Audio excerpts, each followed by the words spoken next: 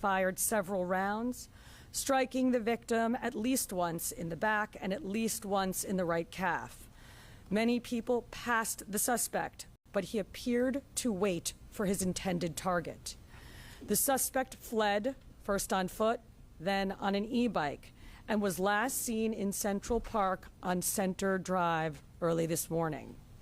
The victim was removed to Roosevelt Hospital, where he was pronounced. We've been in touch with his family, his friends, and his colleagues, and they are very much in our thoughts and prayers at this hour. The full investigative efforts of the New York City Police Department are well underway, and we will not rest until we identify and apprehend the shooter in this case. The women and men of the NYPD take enormous pride in the work that they do each day and each night to drive down crime and violence in our city. Right now, we are asking the public for your help. If you have any information about this case, call Crime Stoppers at 800-577-TIPS. We have increased the reward in this case to $10,000. I want to be clear. At this time, every indication is that this was a premeditated, pre-planned, targeted attack. Millions of people will be enjoying the tree lighting tonight, among other holiday events, and the NYPD will be out there with them, keeping them safe. For some preliminary details about today's tragic incident, I pass it over to our Chief of Detectives, Chief Joe Kenny. Thank you, Commissioner. The information I'm about to give you is preliminary, as our investigation is continuing. This morning at 6:46 a.m., patrol officers from Midtown North Precinct responded to a 911 call of a person shot in front of the Hilton Hotel located at 1335 Avenue of the Americas. This is between West 53rd Street and West 54th Street. At 6:48 a.m., officers arrive and find the victim, Brian R. Thompson, a 50-year-old male, on the sidewalk in front of the Hilton with gunshot wounds to his back and leg. Mr. Thompson was removed by EMS to Roosevelt Hospital, where he was pronounced dead at 7:12 a.m. Mr. Thompson is the CEO of UnitedHealthcare and resides in Minnesota. Detectives from Night Watch, Midtown North Detective Squad, and Manhattan South Homicide responded to the scene and began their investigation. What we know is that the shooter arrived at the location on foot about 5 minutes prior to the victim's arrival. He stands alongside the building line as numerous other people and pedestrians pass him by. From video, we see at 6:44 a.m., the victim is walking alone towards the Hilton after exiting his hotel across the street. We believe the victim was headed to the Hilton Hotel to attend the United Health Group Investors Conference that was scheduled to start at 8 a.m. The shooter appears to be a light-skinned male. He's wearing a light brown or cream-colored jacket, a black face mask, black and white sneakers, and a very distinctive gray backpack. The shooter steps onto the sidewalk from behind the car. He ignores numerous other pedestrians, approaches the victim from behind, and shoots him in the back.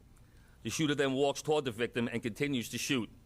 It appears that the gun malfunctions as he clears the jam and begins to fire again. The shooter then flees on foot northbound into an alleyway between 54th Street and 55th Street. Once at West 55th Street, the shooter continues to walk westbound on Avenue of the Americas, where he gets onto an electric e-city bike and rides northbound on the Avenue of Americas towards Central Park, where at 6:48 a.m. we have the shooter riding this bike into Central Park at Center Drive. At the scene, we recover 3 live 9mm rounds and 3 discharged 9mm shell casings. The motive for this murder currently is unknown, but based on the evidence we have so far, it does appear that the victim was specifically targeted, but at this point we do not know why. This does not appear to be a random act of violence. We are seeking information from the public to help identify the shooter. As the Commissioner said, we have upped the reward up to $10,000 for information. You're urged to contact Crime Stoppers at 1-800-577-TIPS. All information will be kept anonymous. Thank you very much. All right, well, we're going to open up to a couple of questions. We're going to start off with Shimon, CNN. So it's about an hour and 20 minutes before the start of the conference. Is there any indication that he was going to meet someone? Because it's pretty early. Is he on his way to meet someone there at the conference? He leaves the hotel dressed like he's going to be attending the conference. We're working with his co-workers and other people that he planned on attending the conference with to get that information. But as of right now, he's in charge of the conference, so we believe he was getting there to help set up. And then just the city bike, if I may. city bike is now? Does he dock it or does he keep riding it? We're still tracking video. The last we see with him on that bike is in Central Because Park. is there a way to track that bike? Through There are the- GPSs on those bikes. We'll be working with the company. All right, we're gonna move over, we're gonna go NJ Burkett. Thank you. Chief, were any words exchanged? If so, what were the words? And I'm told a cell phone was recovered in an alleyway on his escape route. Does that appear to be connected to the suspect? We're working through that cell phone. Obviously, we'll be processing it forensically. And as far as words being exchanged, we do not have audio of the incident. We only have the regular video. But nothing from witnesses? Nothing for, well, there was one witness standing right next to the victim when he was shot. We're still trying to identify that victim. Excuse me, that witness. We're gonna go over to Aaron Katursky. Thank you. Chief, was he checked into the hotel across the street alone? Was he in the city alone? Was he accompanied by anybody? Did he have any known enemies or anyone that you've been able to find so far? Like I said, we're reaching out to law enforcement in Minnesota, and we're also interviewing his co-workers and family members to see if there have been any specific threats against him in the past. As far as who was he in the hotel with, we're doing a search warrant in his hotel room right now. That might lead us, give us some more information. All right, we're gonna go over to Dean Moses. A couple of questions. One, based on the surveillance you've seen of this individual, do you feel like he's professional? You mentioned that he did a bullet spell. Do you feel like this was a professional individual who took this man's life? And also, will it affect in any way the tree lighting tonight? I'll answer the part about whether or not he's a professional. That, you know, we have no way of knowing that. From watching the video, it does seem that he's proficient in the use of firearms, as he was able to clear the malfunctions pretty quickly. But as far as the tree lighting, I'll leave that to Chief Madry. Yes. Good morning, Dean. Just really quick, this incident will not affect the tree lighting. The tree lighting is slated to start at 7 p.m. The show, the actual lighting of the tree will be close to 10 o'clock, actually 9:55 p.m.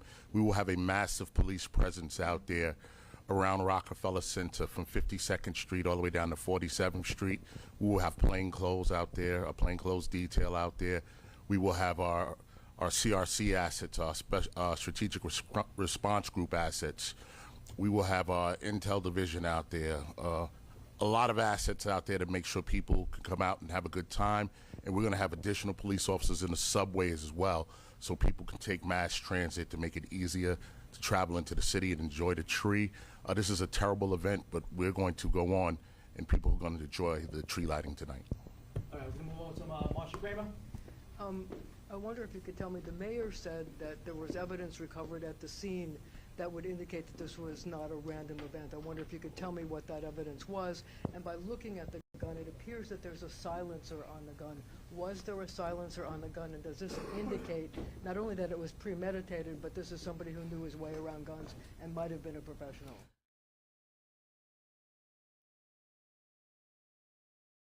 Recover that firearm. You know, you see a glimpse of the gun in video, so we're not able to make a determination on whether or not a silencer was used on that quick glimpse of video.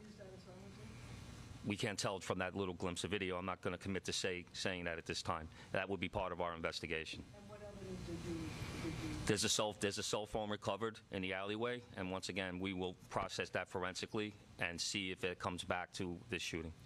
So you don't think that the cell phone was part of Brian Thompson's, was on Brian? Once again, this investigation is less than 5 hours old. That will be part of our investigation. All right, we're gonna move on. We're gonna go to Joe Marino, New York Post. Can you answer what Chief, do we know when Thompson arrived in New York City?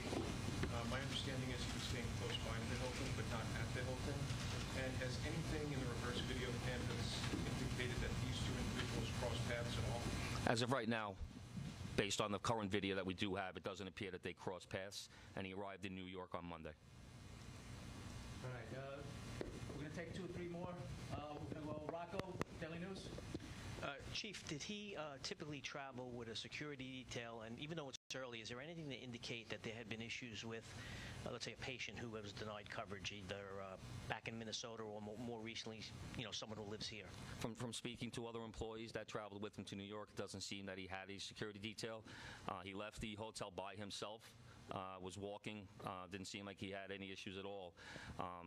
So I don't think he did not have a security detail. And as far as denied coverage, I know that's typically an issue with these major companies. Any reason to believe he had been the subject of a threat? Once again, we're looking at everything. We're looking at his social media. We are interviewing employees. We are interviewing family members. We will be speaking to law enforcement in Minnesota. We're going to do 2 more before we wrap up. Shayna? Oh, sorry. I was just going to ask if any cursory look at any social media, whether it's the company, whether it's his personal social media, his family's, is there anything obvious that sticks out at this early stage in the investigation? We have not uncovered anything at this time. The investigation is still too early. We're going to go last question over here with Jake. How's it going? With the suspect still at large, last seen in Central Park, are you urging New Yorkers to avoid the park? Is the NYPD deploying its drones?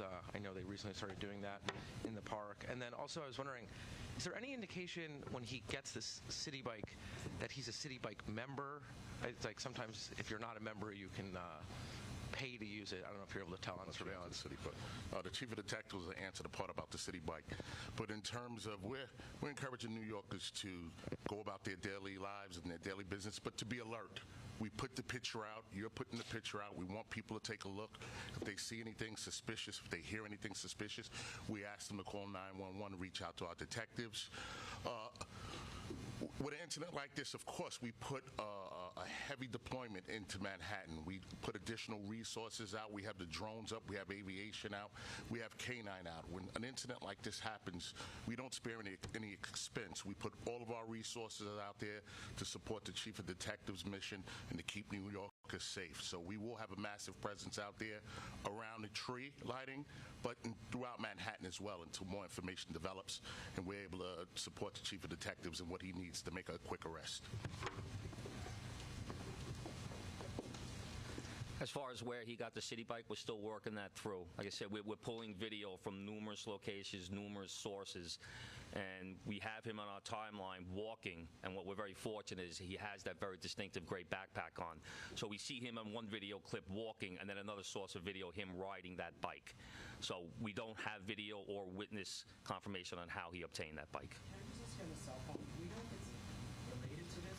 It's just right now what you're saying is a cell phone. A cell phone was recovered. We will confirm that later on down if we, do our forensic examination. Thank you, everyone. This concludes our press conference. Thank you for your time and attention. All right, as you just heard, Commissioner Tisch says that this does appear to be, quote, premeditated and pre-planned. There is currently a $10,000 reward for the capture of that suspect in that gray backpack who was last seen riding a City Bike into Central Park. And once again, the CEO of UnitedHealthcare, Brian Thompson, murdered in Midtown this morning in what appears to be a targeted attack. We're going to have more coming up on this breaking story on the noon in just a couple minutes, but we're going to bring you back to your regularly scheduled programming right now. This has been a Fox 5 special report.